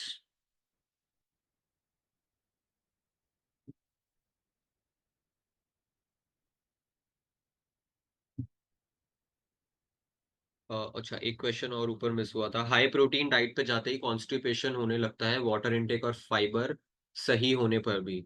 Okay, तो फर्स्टली हाई प्रोटीन डाइट कितना हाई, कितना प्रोटीन कंज्यूम कर रहे हो, क्या सोर्सेज हैं? वाटर इनटेक आप बोल रहे हो कि ज्यादा है, बट कितना ज्यादा है? फाइबर इनटेक आप कह रहे हो सही है, बट कितना सही है? आई नीड मोर इन्फॉर्मेशन। कितना फाइबर, कितना प्रोटीन, कितनी वाटर इनटेक, प्रोटीन के सोर्सेज कौन से हैं, फाइबर के सोर्सेज कौन से हैं, बहुत ज्यादा मैटर करता है। और कॉन्स्टिपेशन सिर्फ प्रोटीन, वाटर इनटेक या फाइबर की वजह से नहीं होगी, बहुत सारे उसके फैक्टर होते हैं। फ्यूचर लेक्चर्स में वो हम कवर करेंगे, but for now I need more information. Okay, I don't think कोई और क्वेश्चन है अभी।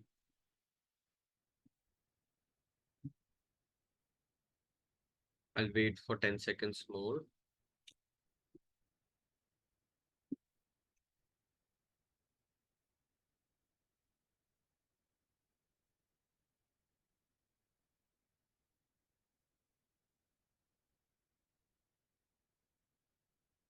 No.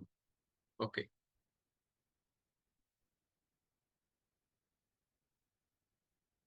So let's talk about pre-workout supplements. Pre-workout supplements, अगर आप इंटरमीडिएट हैं, एक एडवांस्ड एथलीट हैं, आप काफी सालों से ट्रेन कर रहे हैं, आपको पता है हाई इंटेंसिटी पे कैसे ट्रेन करना है। अगर आपकी वॉल्यूम बहुत ज्यादा है, आपके वर्कआउट सेशंस बहुत लंबे होते हैं, उस केस में एक प्री वर्कआउट सप्लीमेंट आपको हेल्प कर सकता है। बट वहाँ पे ये बहुत इंपॉर्टेंट है कि उनमें जो इंग्रेडिएंट्स एडेड है वो कितनी क्वांटिटी में एडेड है, इंग्रेडिएंट्स की क्वालिटी कैसे है। फॉर एग्जाम्पल, कैफीन, अगर आप एक प्री वर्कआउट सप्लीमेंट कंज्यूम कर रहे हैं, बहुत सारे लोग कैफीन के लिए एक कॉफी कंज्यूम करते हैं, एज एन मेनली नेस्कैफे की कॉफी वर्कआउट से पहले। Again let me no in the chat box, आपका क्या ओपिनियन है उस चीज पे? वो अच्छा है आपके लिए, या एक कैफीन सप्लीमेंट अलग से ज्यादा बेटर रहता है? एंड अगर किसी को पता है, लेट मी नो। एक जो पाउच आता है छोटा वाला नेस्कैफे कॉफी का पाउच आता है, उसमें एक पाउच में कितना कैफीन आपको मिलता है? अगर आपने कभी पढ़ा हो उसके बारे में, आपको पता हो, then let me no.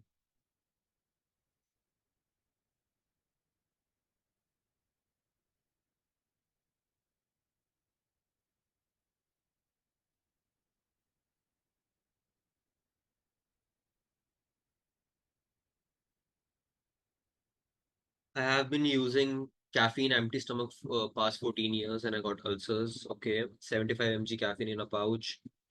Washroom जाना पड़ता है उसको लेके 50-55 mg caffeine in 1.5 gram. Supplement is good caffeine pill as the quantity may differ in pouch. Right.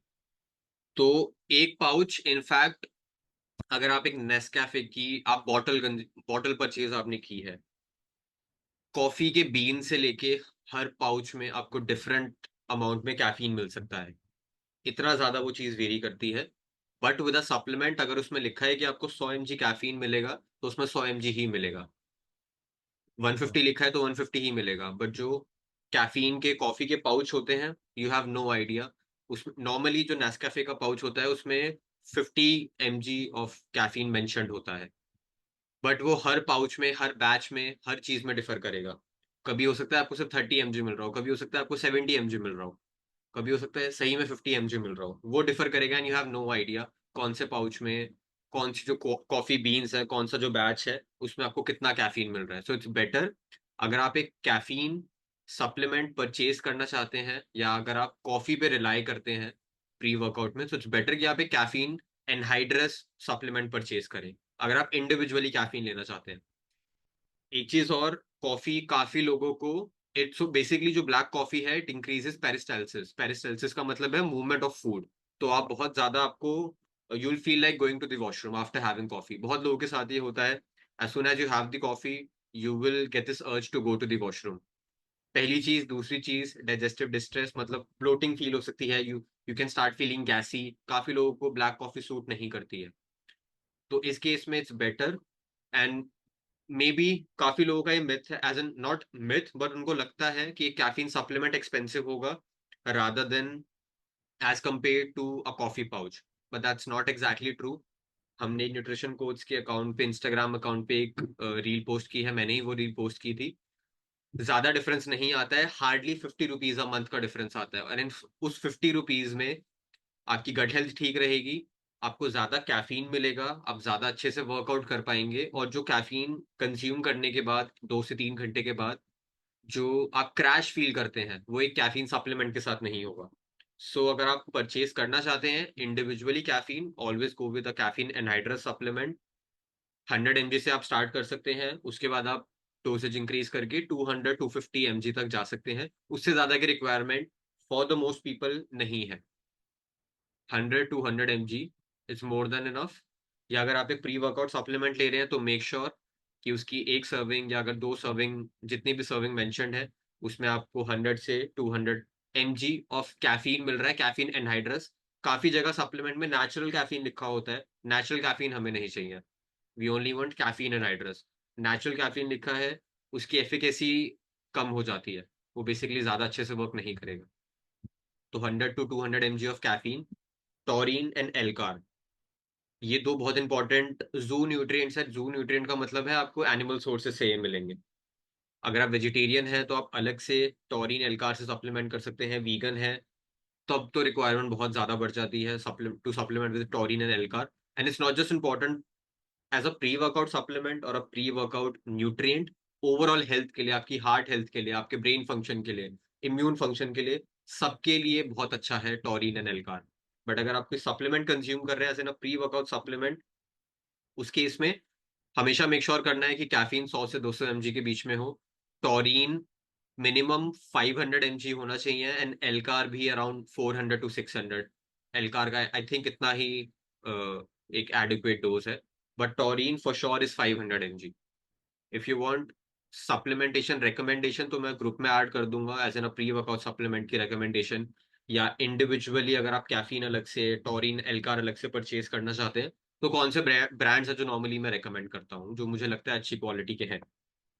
L theanine caffeine के साथ लेना नेसेसरी है नहीं, नेसेसरी नहीं है, वो डिपेंड करता है। अगर आप 100 या 200 mg कैफीन कंज्यूम करके आप बहुत एंग्शियस फील करते हैं, एंग्जाइटी आपकी बहुत बढ़ जाती है, आपके स्ट्रेस लेवल्स, हार्ट रेट बहुत बढ़ जाती है। हार्ट रेट आपकी इंक्रीज होगी कैफीन लेके, बट वो अगर बहुत ओवर द टॉप हो जाती है, आप यू स्टार्ट टू शेक, आपके हाथ शेक करने लग जाते हैं, अगर ऐसी सिचुएशन आती है, उस केस में एल थियानिन हेल्प करेगा आपको।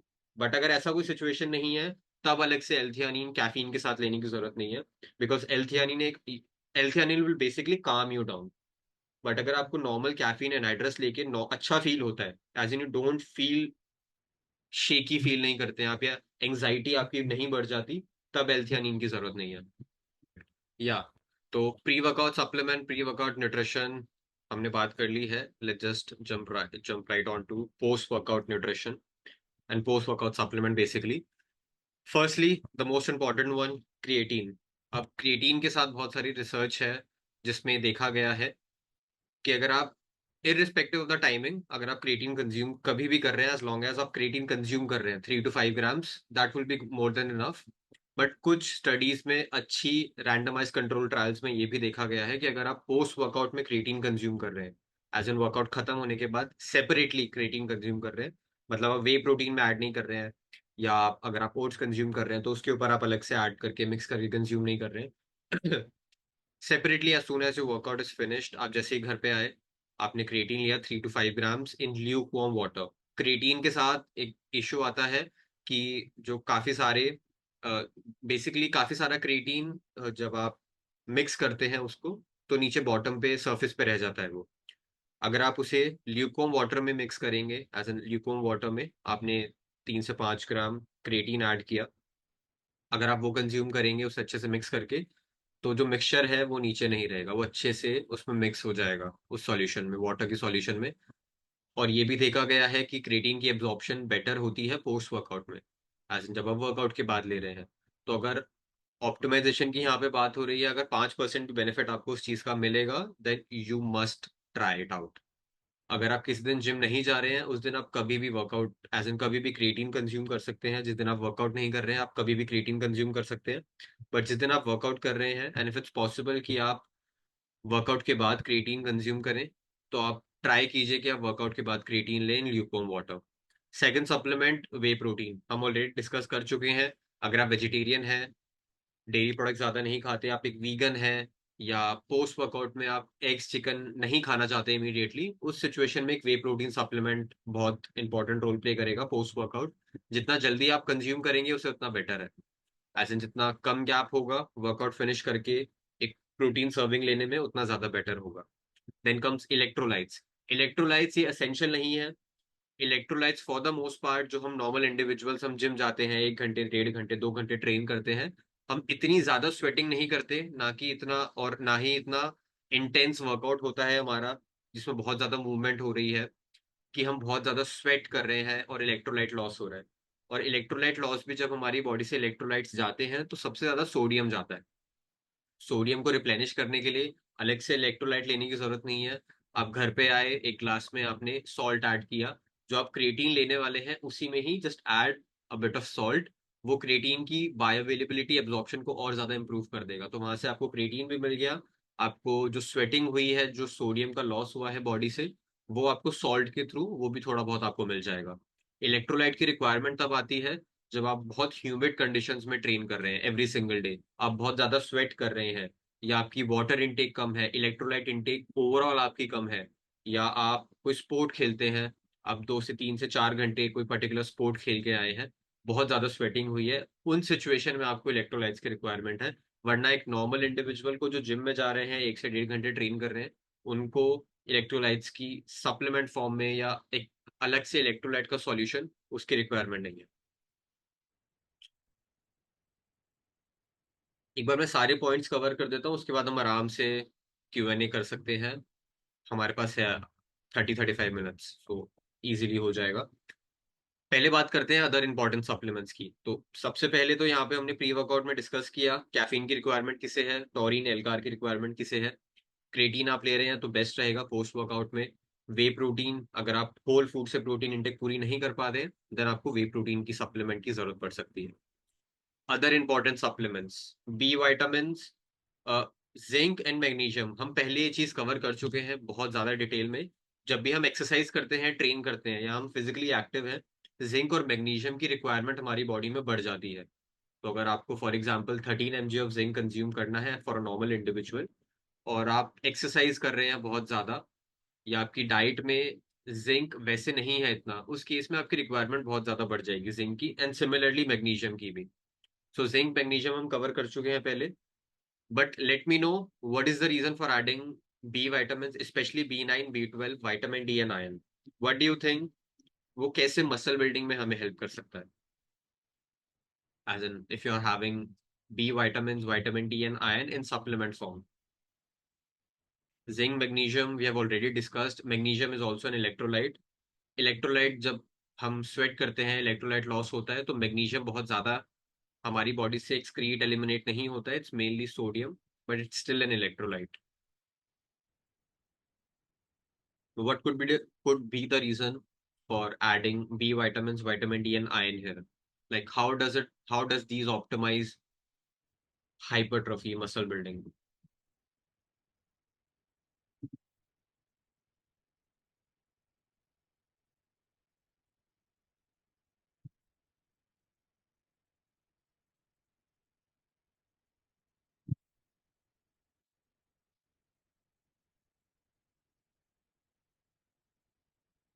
Okay, so let me just answer.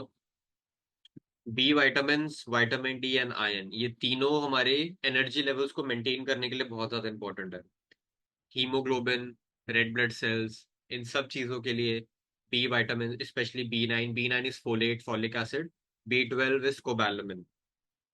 Vitamin D की इंपॉर्टेंस सबको पता है, आयरन की इंपॉर्टेंस सबको पता है, specially in case of females. For men iron supplement की requirement for the most part नहीं होती है। अगर डेफिशिएंसी है then that's a separate thing, but deficiency भी बहुत रेयर है। तो अगर डेफिशिएंसी भी है तो पहले आपको ये देखना है कि आयरन की डेफिशिएंसी किस रीजन की वजह से हुई है। फीमेल्स में बहुत कॉमन है, वेजिटेरियंस, वीगन्स में ये चीज बहुत कॉमन है।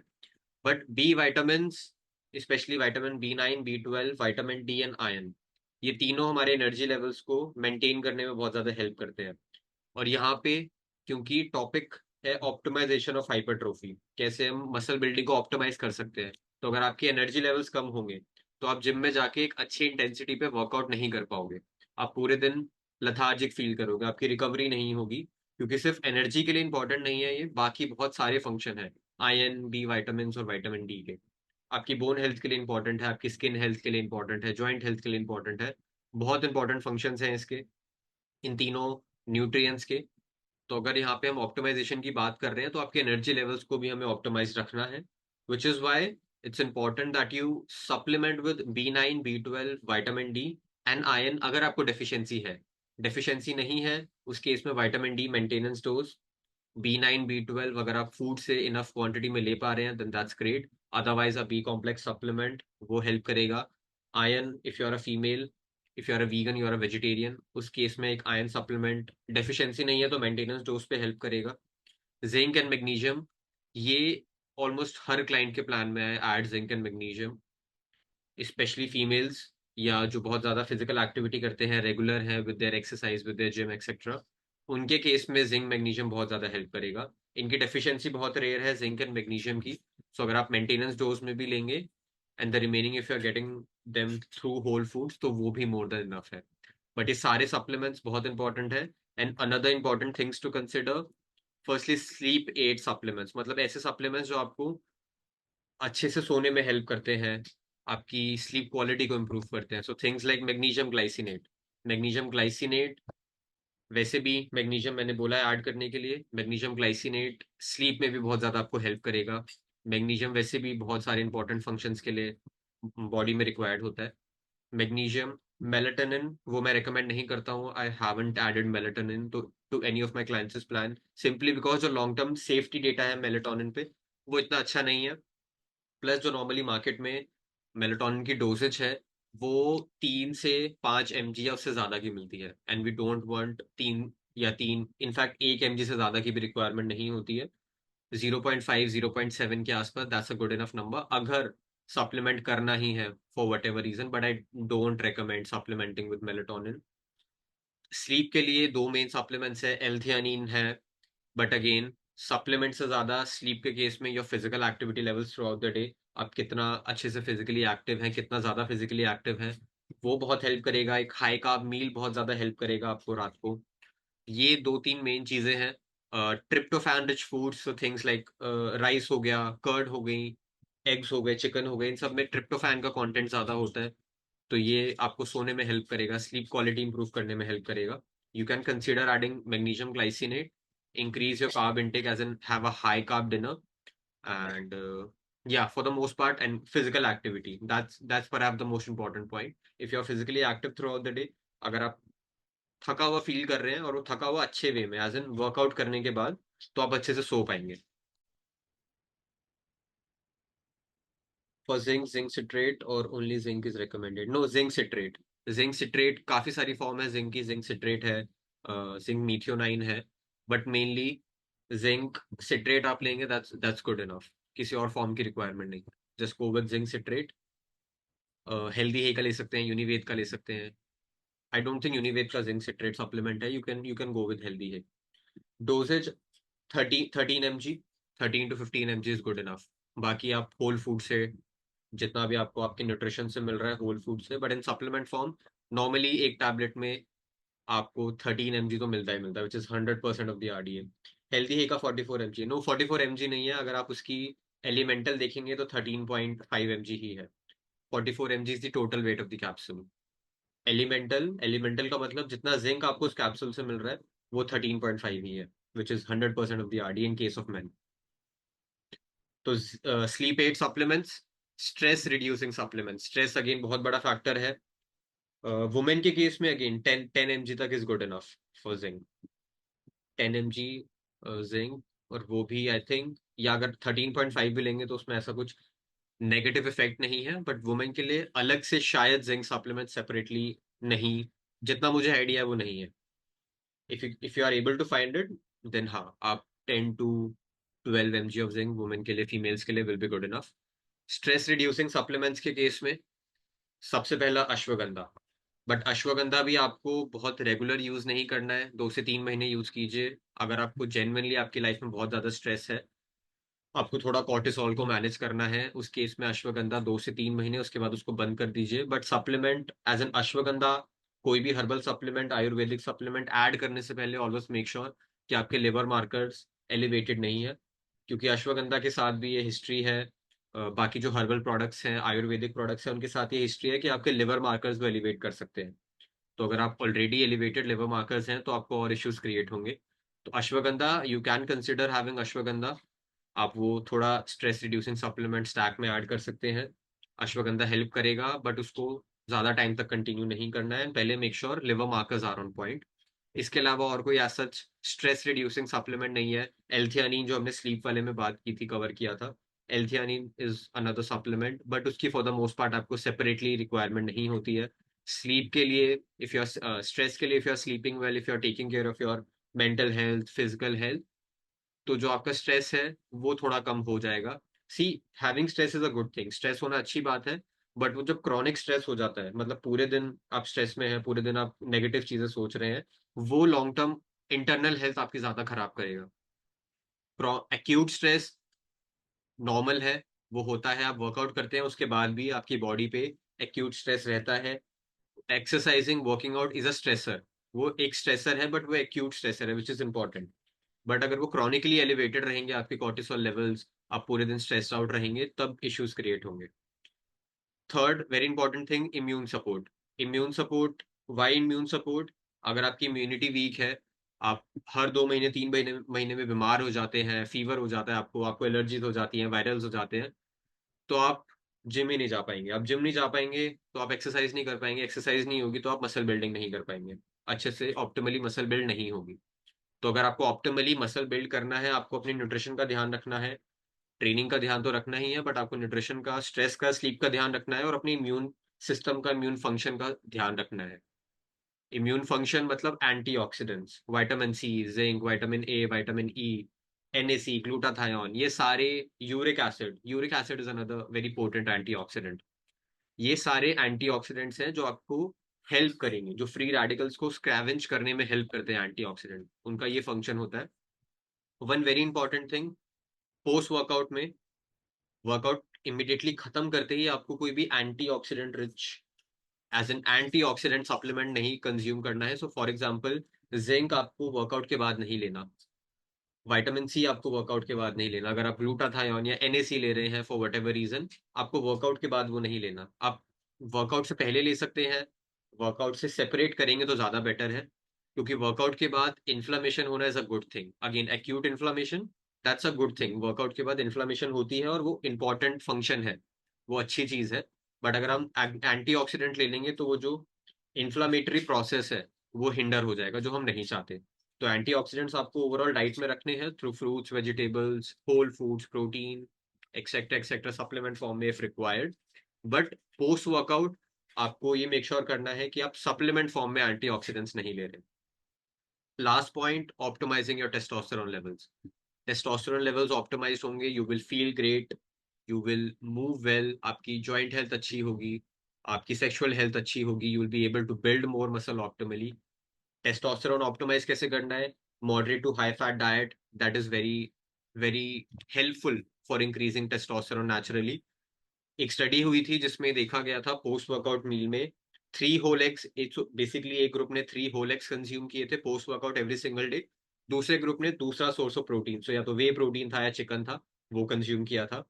जिस ग्रुप ने 3 होल एग्स कंज्यूम किए थे वर्कआउट के बाद every single day for the next 3 to 6 months, उनके टेस्टोस्टेरोन लेवल्स 100 या 200 mg/dL समथिंग ऐसे नंबर था, इंक्रीज हुए थे as compared to the other group. Even though दोनों high quality source of protein है, but it's the fat part, जो fat मिल रहा है, गुड फैट मिल रहा है, एग से जो प्रोटीन मिल रहा है, वो बहुत ज्यादा हेल्प करता है टेस्टोस्टेरोन को बूस्ट करने में। और वो ऐसा नहीं होगा एक बार आपने लिया, एक दिन आपने 3 होल एग्स लिए, टेस्टोस्टेरोन इंक्रीज हो जाएगा। वो over time 3 months, 6 months, 9 months तब होगा, और साथ में आप बाकी चीजों को ऑप्टिमाइज करेंगे, तब टेस्टोस्टेरोन लेवल्स इंक्रीज होंगे। अगर वो कम है इन द फर्स्ट प्लेस, अगर लेवल्स ओके है, नॉर्मल है या हायर एंड पे है, तब आपको you don't really have to stress about optimizing और increasing your testosterone levels further. But again, whole eggs, 3 whole eggs, वो डिपेंड करेगा आपकी लिपिड प्रोफाइल पे, आपकी फैट इंटेक पे, आपकी प्रोटीन इंटेक पे, बहुत सारे फैक्टर्स हैं। जस्ट बिकॉज यहाँ पे मैंने समझाया कि 3 होल एग्स कंज्यूम करने से टेस्टोस्टेरोन इंक्रीज होंगे, दैट डजंट मीन कि अब आप 3 होल एग्स कंज्यूम करना शुरू कर दें। हो सकता है आपको सिर्फ 2 होल एग्स की ही रिक्वायरमेंट हो, या हो सकता है आप ज्यादा होल एग्स कंज्यूम कर सकते हैं, बट उसको डिवाइड भी करेंगे तो ज्यादा बेटर रहेगा। इसके अलावा टेस्टोस्टेरोन ऑप्टिमाइज करने के लिए स्लीप क्वालिटी अच्छी रखनी है, स्ट्रेस लेवल्स को मैनेज करना है, सप्लीमेंटेशन का ध्यान रखना है, डेफिशिएंसीज नहीं होनी चाहिए, vitamin D is very important, cholesterol is very important for testosterone. ये सारी चीजें, आप एक्सरसाइज कीजिए रेगुलरली, एंड या for the most part EDCs eliminate कीजिए, एज इन प्लास्टिक की बॉटल में पानी मत पीजिए, प्लास्टिक के यूटेंसिल्स उन्हें हीट मत कीजिए माइक्रोवेव में, या प्लास्टिक से जितना दूर रहेंगे उतना ज्यादा बेटर है। EDCs पे हम फ्यूचर में एक लेक्चर लेंगे, बट या बहुत ज्यादा हेल्प EDCs कम करने से आपको होंगी, प्लास्टिक अपनी लाइफ में कम करने से होंगी। स्ट्रेस मैनेज करिए, स्लीप क्वालिटी पे ध्यान दीजिए, इम्यून फंक्शन स्ट्रॉन्ग रखिए, डेफिशिएंसीज का ध्यान रखिए, एंड टेस्टोस्टेरोन लेवल्स आपके बिल्कुल नॉर्मल रहेंगे। जेनेटिकल फैक्टर भी होते हैं काफी बार, कि आपके जेनेटिकली ही टेस्टोस्टेरोन लेवल्स बहुत कम है, उन्हें भी आप इंप्रूव कर सकते हो। इट्स नॉट लाइक कि जेनेटिकली अगर आपके टेस्टोस्टेरोन लेवल्स 300 या 400 mg/dL रहते हैं तो चीजें ऑप्टिमाइज करके वो इंक्रीज नहीं हो सकती हैं, but for that you will have to optimise everything. What is good range of testosterone? As such कोई गुड रेंज नहीं है, बट 500 से कम नहीं होने चाहिए, 500 mg/dL फॉर मेन, उससे कम नहीं होने चाहिए। It should be above 500। 500, 700, 900, 1000, 1100 भी होंगे, that's good enough, but lower end पे नहीं होना चाहिए, 500 से कम नहीं होना चाहिए। सो या, ये आज का हमारा लेक्चर था। We talked about supplements, we talked about pre workout, post workout nutrition, protein, carbs, fats, कौन सी इंपॉर्टेंट सप्लीमेंट्स है, कौन सी चीजें हैं जिनका आपको ध्यान रखना है। ये सब चीजें हमने nutrition for hypertrophy, maximising optimising hypertrophy, muscle building, उस पर्सपेक्टिव से बात की है। तो यहाँ पे हमने वो चीजें भी कवर की हैं जो आपको अगर 5% भी बेनिफिट दे रही है, then you must try that out. Any questions related to anything that we have covered?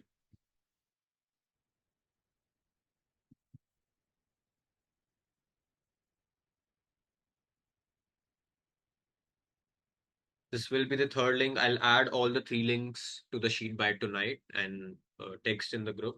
Citrulline for pre-workout, not needed. Overrated, very overrated, citrulline.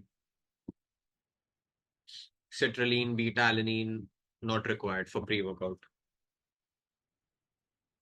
Caffeine, taurine, L-car, sorted. 1 glass पानी, उसमें नींबू ऐड कर सकते हो, उसमें सॉल्ट ऐड कर सकते हो, गुड इनफ। अगर कोई प्री वर्कआउट सप्लीमेंट है, ब्लेंड है, जिसमें सिट्रिलिन अलग से एडेड है, then that's a separate thing. हाँ जी Harsh. Hi, Rishabh. Hi So I Harsh. would like to ask about melatonin. So personally, I take it because I have to sleep at odd hours. Okay, So you suggested magnesium for it. या So how does magnesium magnesium glycine, works? Like how does it replace? So like या when I use melatonin, I take it half an hour before I want to sleep. So and what's the uh, doses?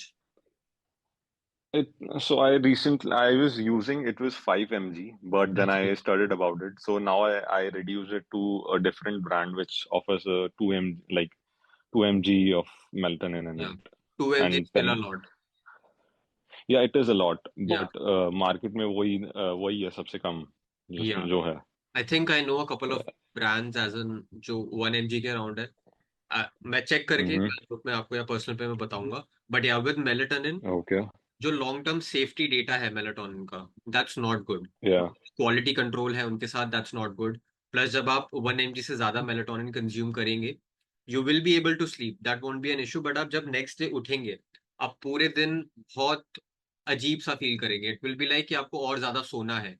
You will feel lethargic पूरे दिन। आप रात को तो सो पाएंगे, but अगले दिन ये काफी लोगों के साथ होता है।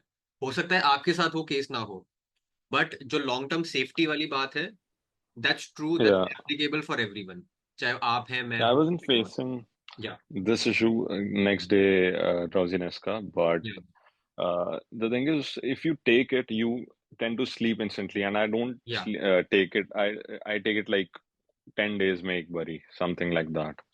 Still, it's So is it better. still harmful? Yeah, it will still be harmful.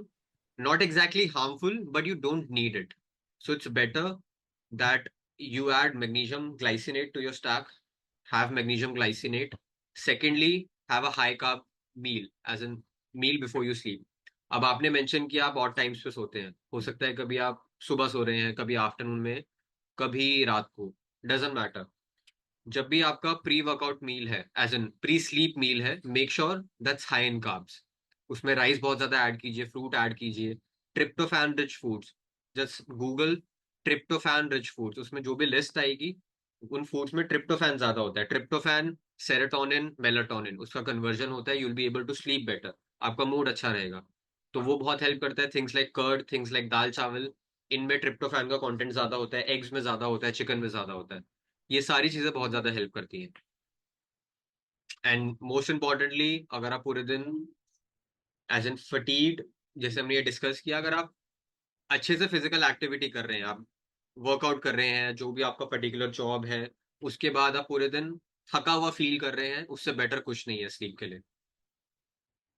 Okay, thank you. या you most welcome. Any other questions for anyone from anyone? I'll share this document in the group. वैसे इसमें कुछ detail में added नहीं है, detail में चीजें मैंने कवर की हैं, but if you want, I'll share this document in the group. Recording will be added to the sheet by tonight. As soon as it's added, I'll text in the group and let you all know. And for those who are watching the recording, in case you have any questions, feel free to text me. Feel free to text in the group. कोई भी अगर आपका question है, जो भी चीजें हमने आज कवर की है related to nutrition for hypertrophy, nutrition for muscle building.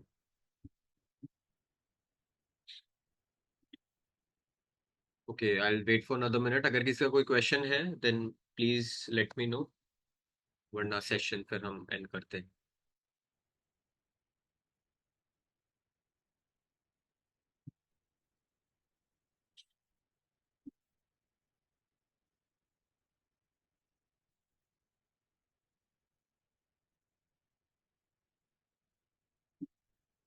Okay, I don't think किसी का क्वेश्चन है, but yeah thank you so much to all of you for joining इन।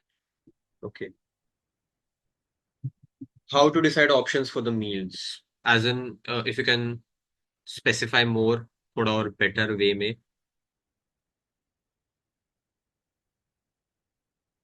जो चीजें हमने डिस्कस की उसके अकॉर्डिंगली ही आप मील कॉम्बिनेशन बना सकते हैं। जैसे हमने बात की, प्री वर्कआउट में फैट ज्यादा नहीं रखना है, फाइबर ज्यादा नहीं रखना है, पोस्ट वर्कआउट में प्रोटीन कार्ब्स फैट्स तीनों होने चाहिए, प्रोटीन हर मील में ऑलमोस्ट सेम रखिए आप। एक गाइडलाइन में दे ही देता हूँ, समझा देता हूँ। फॉर एग्जाम्पल, आप 4 मील कंज्यूम कर रहे हैं, मील 1, मील 2, मील 3, मील 4, चारों मील में 20 से 30 ग्राम प्रोटीन। ये नंबर कम भी हो सकता है, ज्यादा भी हो सकता है। एग्जाम्पल लेके हम चल रहे हैं 20 to 30 grams of high quality protein. Carbs, I like to keep carbs second half of the day में, मील 3, मील 4 में ज्यादा कार्ब्स, मील 1, मील 2 में low to moderate carbs, to avoid post prandial somnolence. मतलब खाने के बाद, स्पेशली लंच के बाद, जो वो फीलिंग आती है सोने की, लथार्जिक फील करते हैं, थका हुआ फील करते हैं, ऐसा फील करते हैं कि लंच करते ही बस अब सो जाए। We don't want that feeling. तो वो नहीं आएगी अगर आप कार्ब्स मील 1 एंड मील 2 में कम अमाउंट्स में कंज्यूम करेंगे। मील 3, मील 4 में ज्यादा कार्ब्स। फैट मील 1 में आप ज्यादा रखिए क्योंकि प्रोटीन ज्यादा है, फैट्स कार्ब्स कम है। फैट्स मील 2 में, अगर आपका वो प्री वर्कआउट मील है तो कंपैरेटिवली कम रखिए। मील 3 एंड मील 4 में you can have moderate to high fats. Meal 3 आपका post workout and meal 4 will be your last meal which will be your dinner. Again nothing complicated, ज्यादा कुछ कॉम्प्लिकेट नहीं करना है यहाँ पे। बाकी लेक्चर में मैंने ये चीजें समझाई हैं। इन केस लेक्चर के बाद भी कोई भी क्वेश्चन है, feel free to ask in the group.